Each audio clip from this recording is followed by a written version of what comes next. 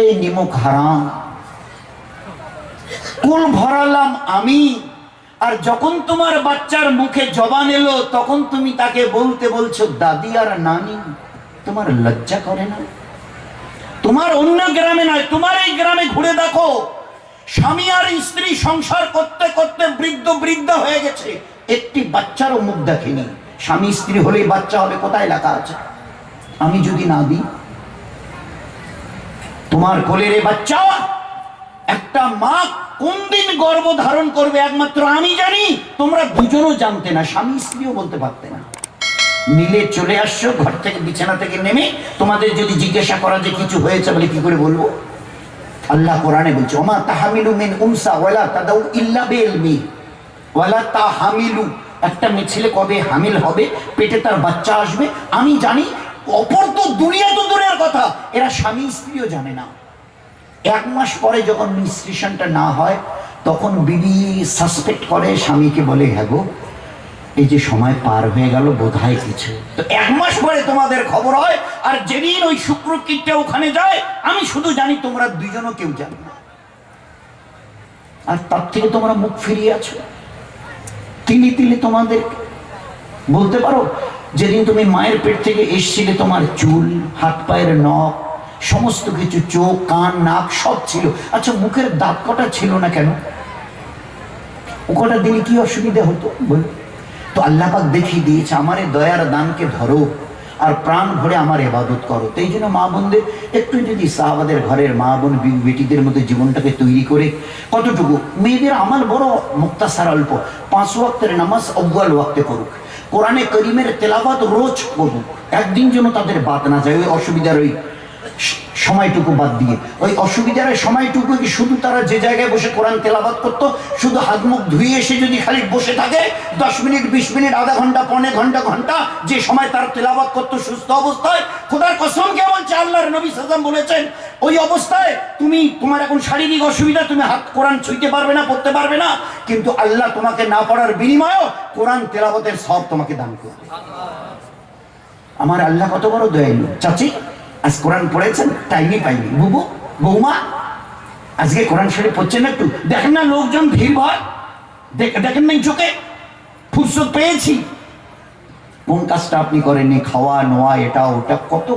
আপনি কোরআন শরীফটা হাতে নিয়ে বিসমিল্লাহির রহমানির রহিম কুল হুয়াল্লাহু আহাদ আল্লাহুস সামাদ লাম ইয়ালিদ ওয়া লাম ইউলাদ ওয়া লাম ইয়াকুল লাহু কুফুয়ান আহাদ কুল হুয়াল্লাহু আহাদ আল্লাহুস সামাদ লাম ইয়ালিদ ওয়া লাম ইউলাদ ওয়া লাম ইয়াকুল লাহু কুফুয়ান আহাদ কুল হুয়াল্লাহু আহাদ আল্লাহুস সামাদ লাম ইয়ালিদ ওয়া লাম ইউলাদ ওয়া লাম ইয়াকুল লাহু। ভাই কয়বার পড়েছি? ভাই কয় মিনিট লেগেছে? ভাই কয় মিনিট? মিনিট 5। আল্লাহর নবী সাল্লাল্লাহু আলাইহি ওয়াসাল্লাম বলছেন ও মা, ও মুসলমানের ঘরের মা বোন বিবি বেটি, আমি তোমার নবী বলছি, আজকের বাড়িতে সবাই সদর আত্মীয় স্বজন গম গম করছে, ফুরসত পাচ্ছ না, শুধু উজু করে কোরআন শরীফটা হাতে নিয়ে বিসমিল্লাহর সঙ্গে 3 বার কুলহু সূরাটা পড়ো, কুল হুয়াল্লাহু আহাদ 3 বার।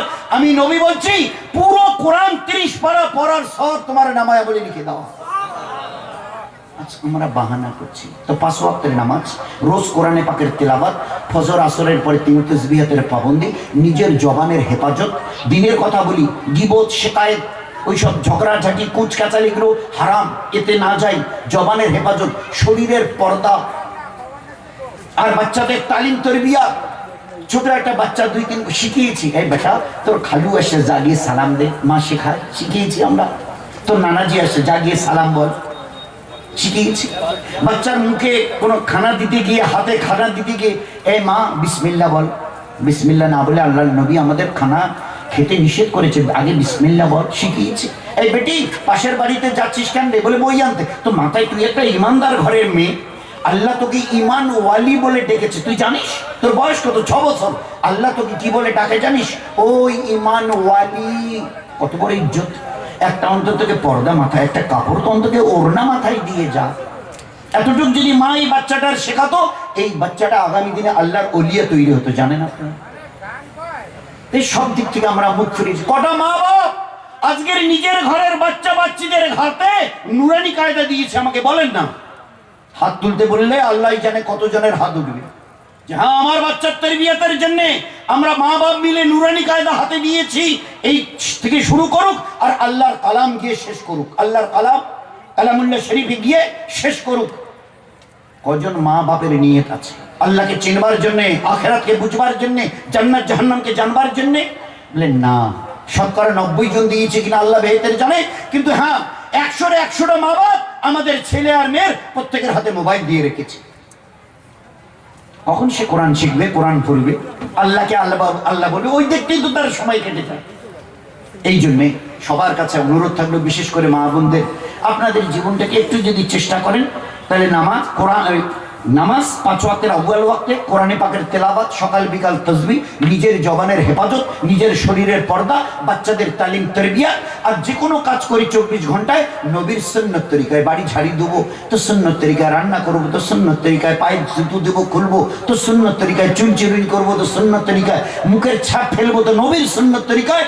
প্রত্যেকটা আমল যখন নবীর সুন্নত তরিকায় করব, আল্লাহর নবী সাল্লাল্লাহু আলাইহি ওয়াসাল্লাম বলছেন, যে মা, যে বোন, যে বিবি, যে বেটি আমার সুন্নত তরিকায় জীবন চালাবে, আমি ইজ্জতের কসম খেয়ে বলছি, আল্লাহর ইজ্জতের কসম খেয়ে, সে আমার সঙ্গে জান্নাতে যাবে, সে আমার সঙ্গে জান্নাতে যাবে।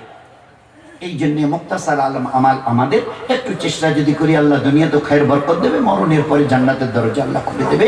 আমরা পুরুষেরা, আমাদের ঘরের মা বোনেরা সবাই মিলে চেষ্টা করি জীবনটাকে একটু মেহনত করে আল্লাহর সঙ্গে নিজের জীবনটাকে জুড়বার জন্য চেষ্টা করবো ইনশাআল্লাহ। ভাই সবাই চেষ্টা করবো ইনশাআল্লাহ। আল্লাহ আমাদের সবাইকে আল্লাহর সঙ্গে সম্পর্ক করে জীবনটাকে ওইভাবে চালাবার তৌফিক দিক। দুনিয়াতে আল্লাহ পাক আমাদের মাথার তাজ বানিয়ে রাখবে। যেদিন দুনিয়া থেকে যাব হাসতে হাসতে, আল্লাহ আমাদের জন্য জান্নাতের দরজা খুলে দেবে। আল্লাহ যেন সেই আমল করা তৌফিক দেয়। আমিন।